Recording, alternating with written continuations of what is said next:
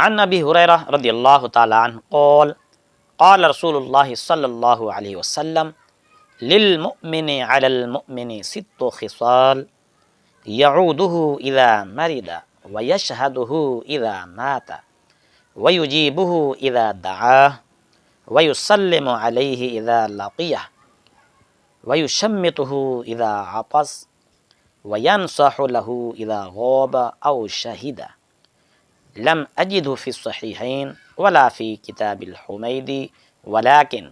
ذكره صاحب الجامع بروایت النسائی۔ حضرت ابو ہریرہ رضی اللہ تعالی عنہ بیان کرتے ہیں رسول اللہ صلی اللہ علیہ وآلہ وسلم نے فرمایا مومن کے مومن پر 6 حق ہیں۔ جب وہ بیمار ہو جائے تو اس کی عیادت کرے، جب وہ فوت ہو جائے تو اس کے جنازے میں شریک ہو،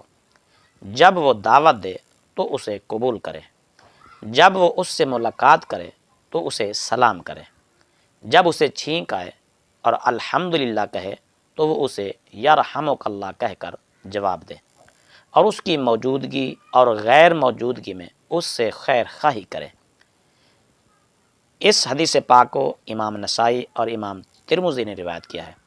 صاحب مشکات کہتے ہیں کہ میں نے اسے نہ تو صحیحین میں پایا نہ کتاب الحمیدی میں، لیکن جامع الاصول کے مؤلف علامہ ابن اثیر نے اسے نسائی کی روایت سے ذکر کیا ہے۔